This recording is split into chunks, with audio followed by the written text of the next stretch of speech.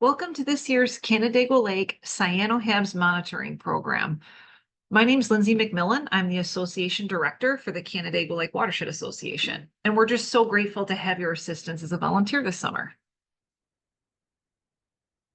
We have several returning volunteers to the program, but for those that are new to the organization, we're a member-supported nonprofit, and we're dedicated to preserving, protecting, and restoring the lake and its watershed. So we do this in a variety of different ways. A main focus for the organization is always to inspire the community to take action to protect the lake. And we do this by providing community education programs, by supporting scientific research, and we also advocate for sound public policy to protect the lake health. And here is that watershed we're all striving to protect. So the concept of a watershed is actually the area of land that drains into the lake. And in our case, that's about 10 times the size of the lake itself, totaling about 109,000 acres of land. Here in the bottom left, you'll see the variety of different land uses within our watershed system. So the vast majority of the watershed is actually forested area. But we also have agricultural, residential, and commercial development, wetlands, and other land uses. And all of these different uses contribute towards potential nutrients, sediment, and pollution entering our system. And so why do we care? Well, not only does the lake provide us with beauty and recreational enjoyment, but it's also our drinking water source for 70,000 people. So that 350 miles of tributaries are all potential pathways for pollution entering the lake.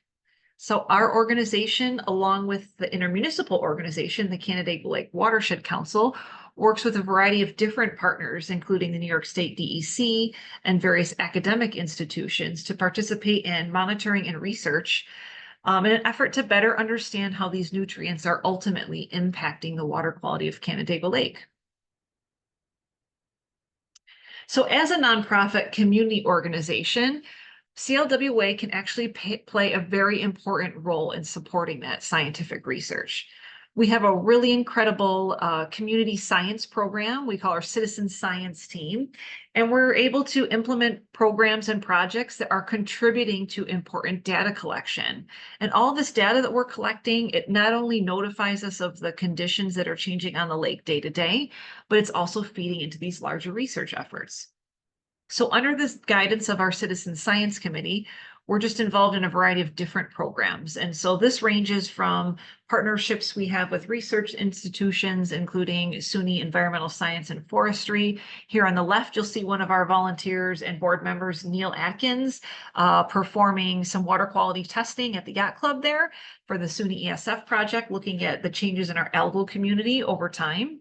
We've also participated in foam research. Many of you are familiar with the lake foam that we see on Canandaigua Lake. So there's been some ongoing efforts just to understand what's contributing to the foam and the potential pollution that can be caught up in the foam.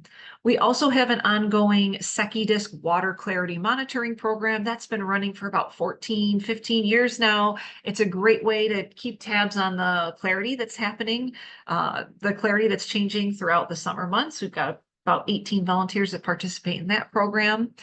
And then we're also participating in a statewide lake assessment program. That's Steve Zumbo on the right there in the blue shirt, showing you a water collection bottle that's collecting water down at multiple depths throughout the lake to look for chemical analysis that we're doing to understand how our water quality is changing. So it's a really impressive network of volunteers. When you see them all on the map here, there's just a vast group of a network of coordinated volunteers really actively participating. So here's all the different sites that are monitored by our community members. And just we've got about 112 sites throughout the watershed. This ranges from our monitoring sites for cyanobacteria to those ESF monitoring sites, mid-lake sites that we're looking at water clarity, and that chemical analysis through the CSLAP program. We also have some stream sampling sites as well, mostly focused on the east side and southern end of the watershed. We're really trying to grow that program as well. So all in all, it's about 77 volunteers that are participating just in our water quality program. So it's a really impressive number, and you're certainly adding to it by your participation this year. Okay, so we're going to focus on one of these efforts to get you prepared for your participation in the CyanoHabs monitoring program this summer. So again, this summer you'll be part of that coordinated network of volunteers who are going to be out visually monitoring either shoreline areas or open water areas. The big benefit to this program is that we are going to have more eyes on the lake, and everyone's going to be reporting using an easy to use mobile app or browser on your computer.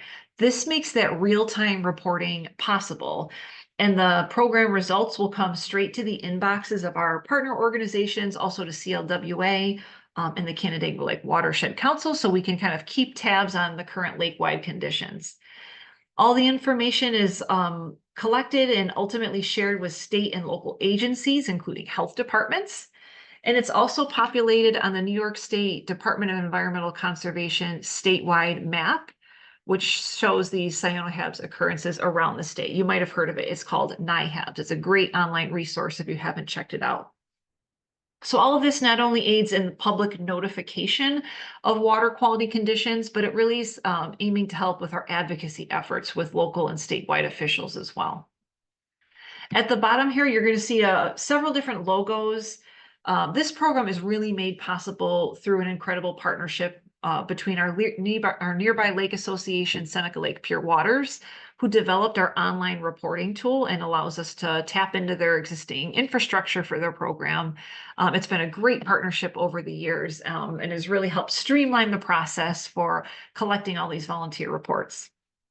Other partners in the effort, again, include the Canandaigua Lake Watershed Council, that intermunicipal organization led up by Watershed Program Manager Kevin Alvani, providing technical support and, just being another set of local infrastructure here that can help us notify the community about the changes we're seeing. We also work with the Finger Lakes Institute out of Hobart and William Smith College. They provide analytical support for some of the samples that we're collecting as a part of this program. Again, the New York State Department of Environmental Conservation is a partner in this. And some of our ongoing research efforts and some further water quality analysis is actually happening with SUNY Environmental Science and Forestry as well. So great partnerships kind of all coming together on this program that is really aiming to just engage the community and how they can get involved in water quality protection efforts and actually just become better educated lake stewards and help spread awareness. And all of this information really feeds into the public outreach component. Again, that's a big key kind of mechanism for CLWA to get information out there. So we do this by taking the reports that you're submitting, and every Friday during the months of July, August, and September, we issue a weekly Friday water quality update. It takes all the reports that are coming in from the variety of different programs we have around the lake, kind of comes up with an overall assessment of the conditions that week and sends it straight into people's inboxes so that they can get the latest conditions heading into the long weekends. So we've also shared these on social media as well. So it's a really good way to just spread awareness and engage the community.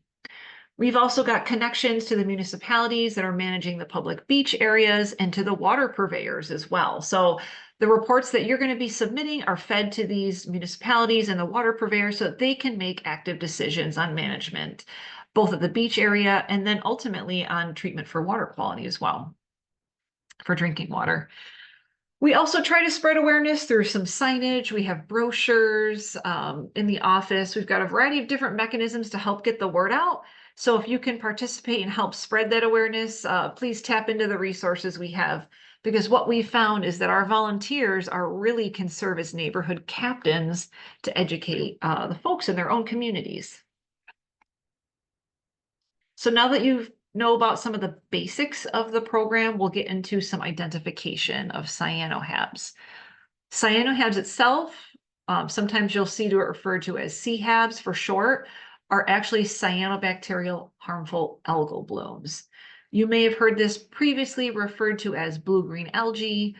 We're trying to evolve the language to be more in touch with what it actually is, which is not a true algae, but a cyanobacteria. It's naturally occurring in our lake and watershed systems, and in fact has been on our Earth for over 3 billion years. So been here way before us, likely will be here way after us.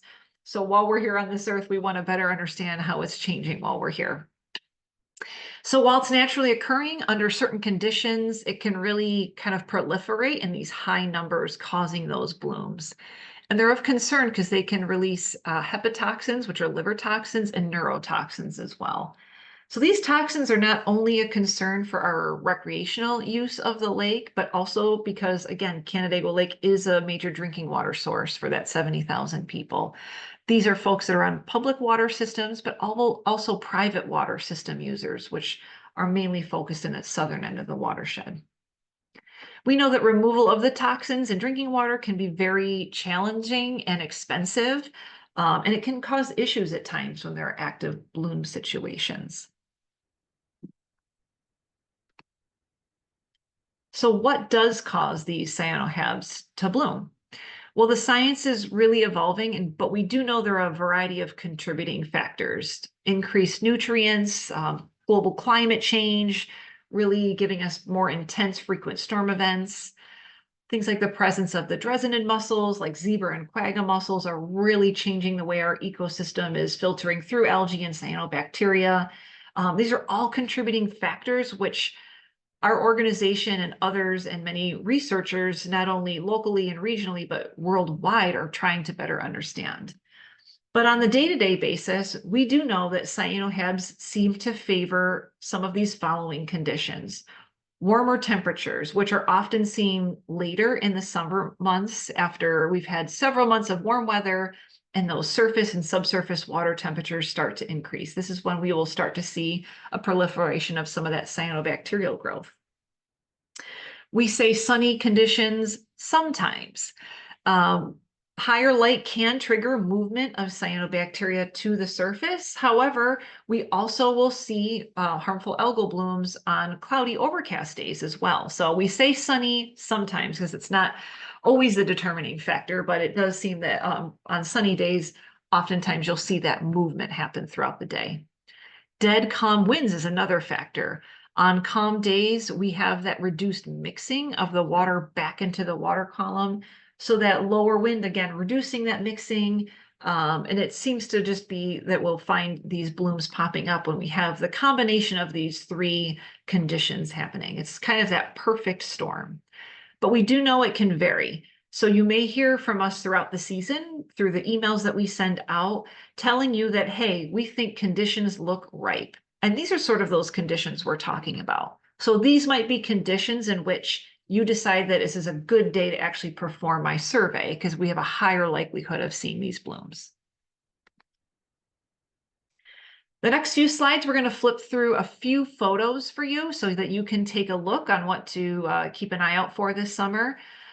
Of major concern during an active bloom situation is that risk that these can pose to human and pet health. So things like skin and eye irritations, gastrointestinal issues, and hay fever-like symptoms are all ways that blooms can impact humans. And there are Ontario County Public Health is a resource. If you ever experience any of these conditions and suspect it may be related to a cyanobacterial bloom, we encourage you to reach out and report those symptoms, not only to your doctor, but to the health departments as well. And we know that dogs and pets are especially susceptible due to the smaller size of their bodies and the fact that when they're recreating in the water, playing around, they may consume high volumes of this water. They may swallow it while they're playing in the lake. Ultimately, it will get on their fur. So even when they get out of the water, they will continue to groom themselves. And it can even be, half an hour or an hour later when they're grooming that they can continue to ingest those potential toxins. So all of a reason why we want to keep an eye out for these and make sure people are educated and know what to look for. Because those conditions can change so frequently, you really have to be educated on what to look for because we can't be everywhere all the time. So these are things to keep an eye out. They can look in many different ways. And we know that those conditions can change daily, if not hourly. So here on the left, it looks like what you'll see almost like particulate of cyanobacteria in the water. This is setting up kind of along a shallow shoreline area here. This is something that you might see frequently, kind of towards the beginning of a bloom. And on the right, you'll start seeing forming into like these kind of parallel lines or like streaks is what we might call them. These are both Canandaigua Lake images and are commonly what you might see kind of in those earlier to mid stages of a bloom. Here's another image, again, that kind of what we refer to as streaking, which can sometimes be along the surface or it can be like right underneath the surface. You'll see it's kind of setting up in these parallel lines. Another interesting view of a cyanobacteria bloom. And then beyond that, kind of lighter to mid streaking, blooms can also have like a thicker appearance, almost like a spilled paint, or sometimes what you will refer to as a pea soup-like appearance. That definitely looks thick and pea soup-like. When you look at the bloom down from the top of the surface of the water, sometimes you can't even see through it. It can be so thick. This is a more extreme case of a cyanobacteria bloom, but sometimes we will see this in certain years, not every year. Here's another image of that kind of spilled paint appearance that you'll hear us refer to. This is actually, it looks like it's mixed up with other debris and organic matter as well. There's some grass, some aquatic plants floating in there. So again, there's another kind of visual representation of what this can look like. So all those images are pretty apparent that they are cyanobacteria blooms, but we do get some lookalikes, which we jokingly around the office call the have-nots. So there's the haves and there's the have-nots. The two on the left here are a fairly common occurrence that you'll see oftentimes after a storm event. This is actually watermeal duckweed. During a storm event, it might get pushed out of the West River and work its way up north along the lake. And from a distance, it can appear very bloom-like because it'll set up on the surface of the water. It'll be this bright green appearance. This is actually more of a yellow hue you'll see to the watermeal and duckweed. But when you look up close, they're actually tiny sort of individual plants. Some of them will even have their own little individual root system. So while they're not typically harmful, they're naturally occurring, and they don't produce toxins, they can actually sometimes be mixed in with a harmful algal bloom. So still worth, if you're unsure, it's worth taking a photo of and sending it along for further assessment. On the right is something we also occasionally see. This is like a filamentous algae. It's a common microscopic algae that can kind of grow in these stringy strands. They can feel sort of slimy to the touch. A tip for helping to identify a HAB or a have-not is called the paddle or the oar test. So this is where you would take a long object like a paddle or a boat oar, or even like a stick that you find along the shoreline and dip it in through the green. If the material can be picked up, like as the case on the right here with that filamentous algae, it's likely an algae. Cyanobacteria cannot be picked up and will likely just kind of separate in the water around the paddle or the stick that you're pushing in. So that's a tip that we tell people if you're unsure. You can always try kind of that paddle or oar test, and that can give you some good information.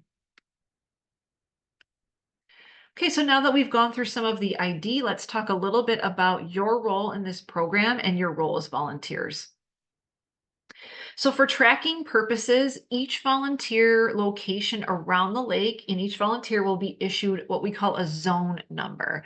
A zone number is unique to your spot on the lake, and you're going to be using that zone number each week when you do and file your reports online.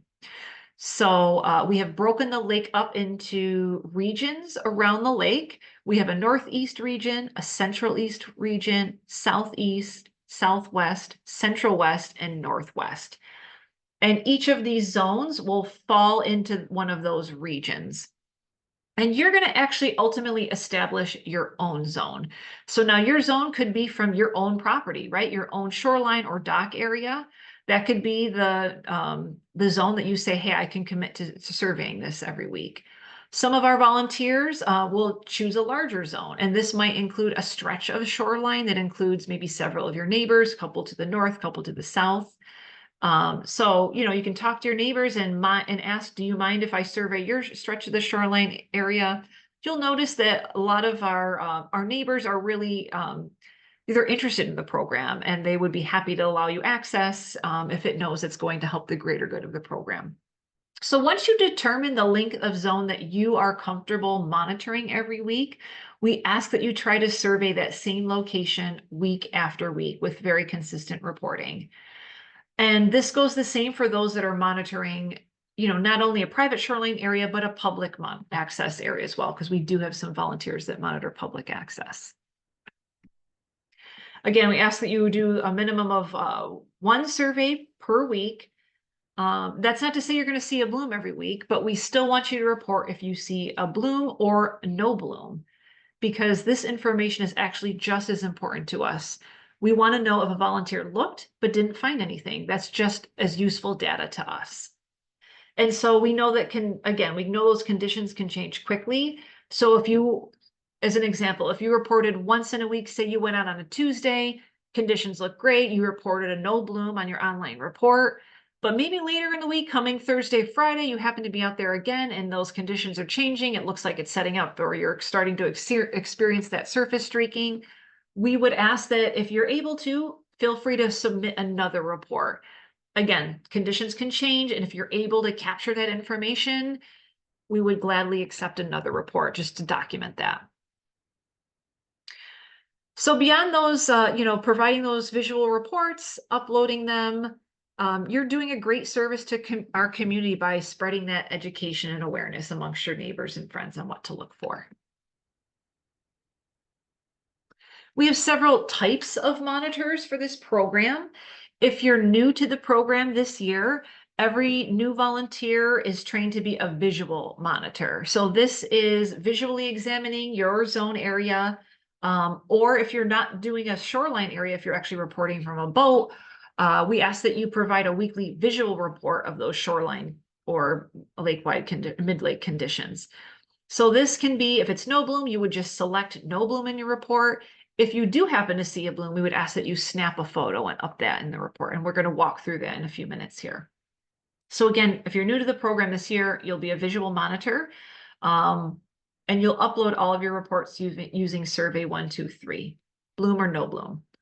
Now, some of our returning volunteers that have been with the program a number of years are actually sampling monitors. So they have been trained to actually collect a water sample when they're seeing a bloom condition. These monitors will provide those visual reports of the conditions every week using the Survey 123 app. They're still going to report bloom or no bloom.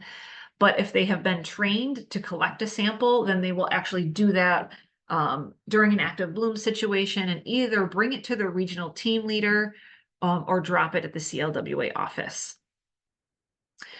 And we have what we call regional team leaders. So going back to those regions that we outlined, the ones on the east and the west side of the lake, whatever zone that you are in, that region that falls in will have a team leader. So this can be a person that will be a tremendous resource for you, especially if you're new to the program. You might have questions throughout the summer and need a little bit of extra support or have someone to run questions by. Your regional team leader can be a great asset to just help you acclimate to the program. Regional team leaders do all the same things that visual monitors and sampling monitors do. Many of the regional team leaders also are trained to collect samples. And if you happen to be in a location that's experiencing a really bad bloom situation and you're not a sampling monitor, your regional team leader might help coordinate the collection of a sample in that area with you. As we have our volunteer meet and greet, we will provide a contact sheet for your regional team leader and everybody else that falls within that region. She'll have a contact list of all the neighbors and other reporters that are going to be from the nearby zone. So if you have any questions or need someone to cover your zone, you'll have a way to get a hold of those folks via email or phone. And so how do we do all of this reporting? Well, it's a great question. We have the benefit, again, of working with Seneca Lake Pure Waters on what we call an ArcGIS Survey 123 reporting tool. So what this is it's an online reporting mechanism through ArcGIS, which is a GIS programming software. The tool is called Survey 123. And this is something that you will go into your app store on your smartphone, mobile device. When you go into your app store, you search Survey 123 and download this app. It's on any platform, Android, iPhone devices. So it's pretty easy to find. We've on the top right corner there, you'll see that looks like a notebook with a check mark. That's the icon you're going to look for in your app store. So we ask that if you're able, please download this app. You can also access it on a desktop computer too. So if you're not comfortable using the app on your smartphone, which we highly encourage, you can also bookmark the link on your computer and provide those reports on your desktop computer every week. So once you download the Survey 123 app from your app store, you're going to open our specific survey from either the link that we send out in the email or from a QR code, which we'll provide on all of our program materials as well. And it'll be on the next slide for you to tap into too. Once you scan that QR code with your mobile device and you have previously installed that Survey 123 app, it'll open up the reporting mechanism specific to Canandaigua Lake. So when you open up your Survey 123 app, you will always see the screen that you see here on the right. It's got a couple of different options. It'll prompt you to sign in with ArcGIS Online, or it'll say manage your ArcGIS connection. We actually do not require that you have a ArcGIS Online account. We didn't want one more thing for you to have to remember a login and password for. So every week when you go to report and you open your Survey 123 app, at the bottom, you'll see this option that says continue without signing in. You can check that every week and that'll circumvent the process for having to create an account and log in. Just click that continue without signing in and it'll take you right to the Canandaigua Lake survey. So that's how you'll access it every week. And in the next slide, we're actually going to show you the way to access the link using the QR code. And then we're going to walk you through actually point by point how to report within this tool. We hope you find it really easy and straightforward to use. So here's that QR code. I'm going to leave this up here for a few minutes. You can feel free to, if you have a smartphone nearby and you wanted to open up your camera app and click a photo with it, it should prompt you to open up the Survey 123 ArcGIS link. Alternatively, in the materials that we're going to provide via email, there is a hyperlink that's going to be involved. I know you can't click on the screen here with the hyperlink, but again, in the email that we send out, there will be a hyperlink involved. So what you can also do is check your email on your phone and click the hyperlink in the email directly, and that should also open it up in the Survey 123 app. So at this time, I'm going to stop the recording of this portion of the training. And we're going to pull up a screen that's going to walk you through the Canandaigua Lake CyanoHabs reporting online tool, and we'll go through it point by point. Thank you all for your time and your participation in this program. We're so happy to get more interested folks engaged in not only the mission of protecting water quality, but helping to notify the public of CyanoHabs. Thank you. Lindsay has pulled up the link here to the Canandaigua HABS survey and report. And we're going to start here by using Lindsay's information.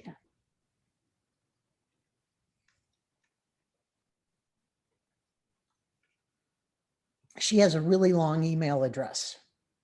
But the nice thing about this is once she puts it in here, and you'll experience the same thing, much of this will self-populate. So she's entered her email and her full name. The third question, excuse me, is type of report. And you see that this has already defaulted to shoreline, which is what you are. You're shoreline monitors, and we'll talk about the offshore selection later. The water body is selected for you. It's Canandaigua Lake.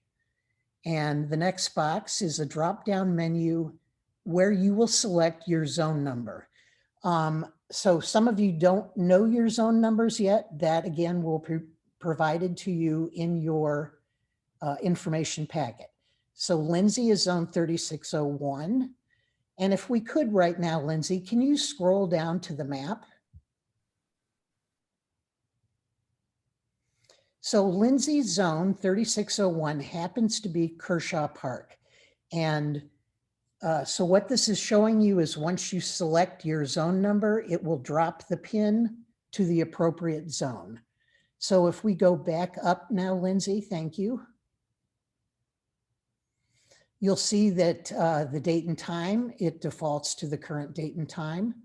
There is the capability to put in other dates and other times so that if you don't get an opportunity to upload your report when you do your survey, you can always come back to do it. Just please make note of the date and time. So the next question is is titled percent survey. And this is the approximate percentage of the zone of your zone that you surveyed. So say, for example, you have 4 homes that are of about equal distance, and you only surveyed 2 of them.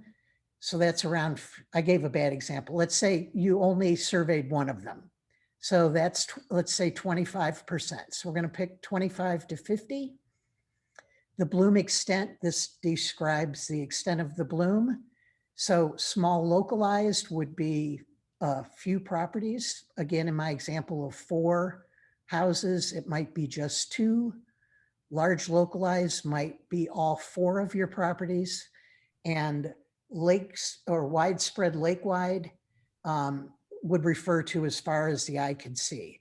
That seldom happens on Canandaigua Lake, thank goodness. So hopefully you won't be collecting that one very often. Okay, so the next box, Lindsay, let's pick no bloom present because we're doing a no bloom report. And then the rest of these are fairly self-explanatory. Current weather, pick clear. Weather in the past 24 hours, you can pick clear. Wind direction, and this refers to the direction the wind is coming from. Generally on Canandaigua Lake, it's out of the southwest. And then there's a comment box. So here it's helpful to us if you could put in air temperature and wind speed. And again, this is information that you can pull up on a weather app. So Lindsay, why don't you put in airspeed of 11 miles an hour and air temperature of 75 degrees.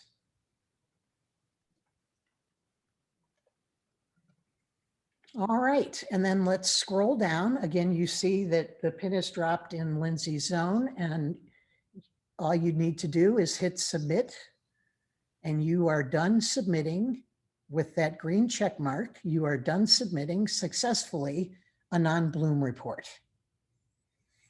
All right, now let's go back, and for number 2, we're going to submit a bloom report. So again, I'm going to ask Lindsay to put in her information, and there it has self-populated. Again, we're doing a shoreline report. Our water body's Canandaigua Lake.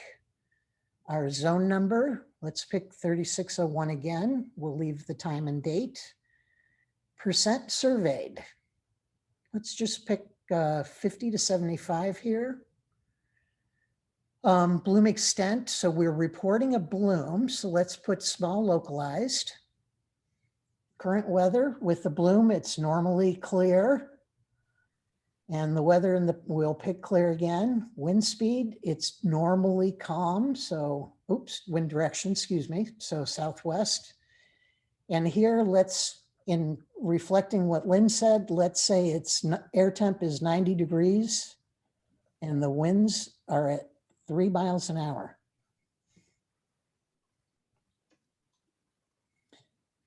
You can also add descriptors here, such as, dots in the water and light streaking. So now we're into the bloom information.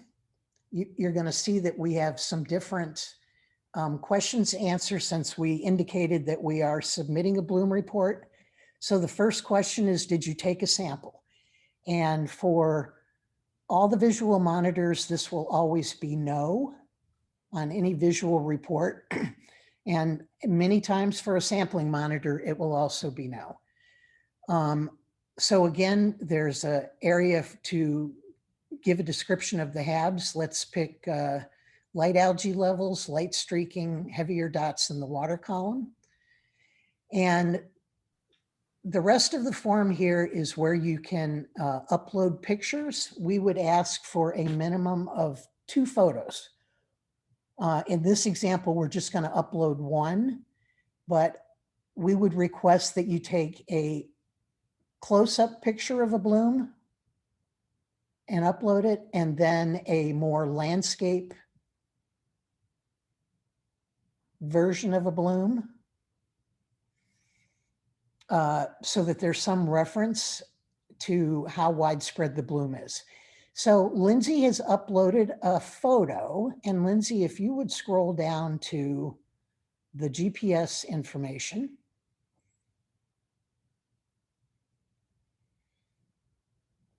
And it's showing Lindsay still at 3601. So what's interesting here is if you take your photo with your GPS enabled on your phone, and Lindsay, maybe you have another photo that you could upload here, maybe one from another location.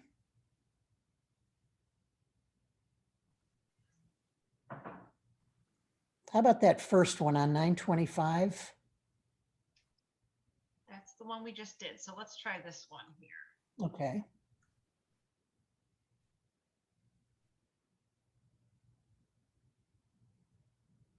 Okay, that one worked.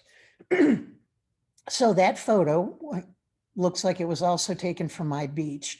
And if you notice, even though Lindsay put in zone 3601, because I had GPS enabled on that photo, it has now moved the pin to the location where the photo was taken, which is really was a new feature that we added last year and is very helpful in pinpointing where the actual bloom is. So while we're still here on submitting a bloom report, why don't we scroll back up? And I think this will be familiar to all the sampling monitors. So under the question of, did you take a sample? All the sampling monitors are familiar with this, but go ahead and click yes. And just to kind of refresh everybody's memory, by clicking yes there, the program generates a sample number for the bottle. So please make note of that sample number. That number will be written on your bottle and on your chain of custody form. And obviously, if you look at that number, it is the year, the month, the day, and the zone number. So Lindsay, I think we're all set. If you go down and click submit.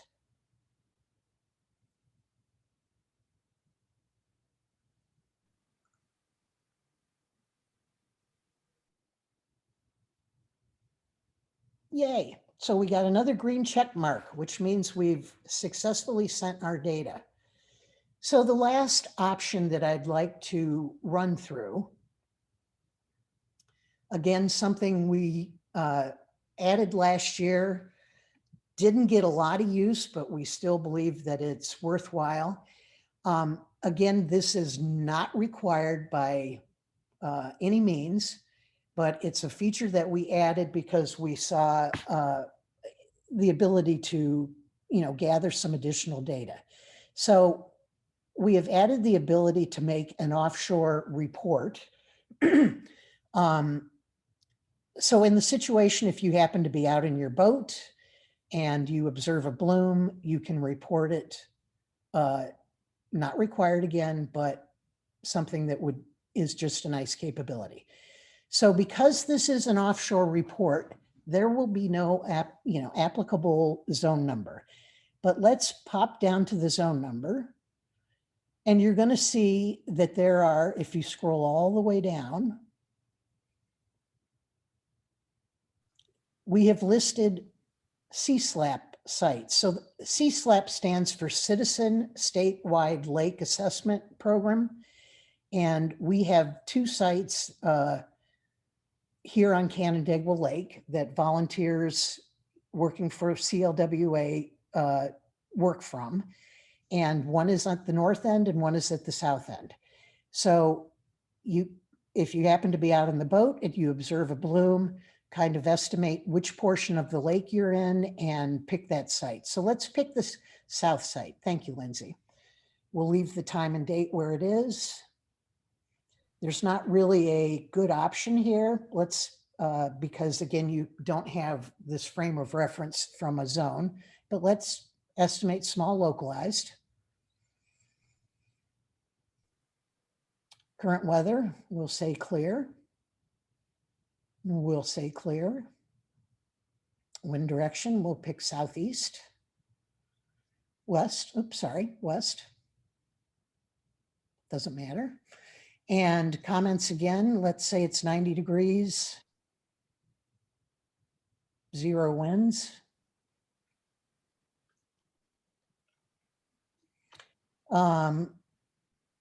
We scroll down again.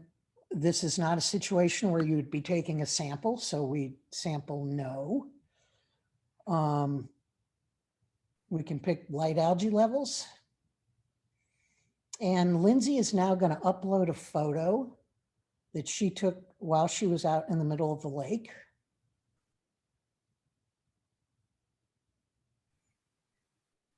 And let's scroll down, Lindsay, to the map. And you'll see that, so the map dropped the pin based on the GPS longitude and latitude that were embedded in her photo. So that is dropped the pin right where Lindsay took the picture. So here, again, we're all done with an offshore report. If you'd hit the submit button, Lindsay. Thank you. And we're all done. So this report will look the same on your phone as we've demonstrated here on a computer link. And that finalizes the training for today.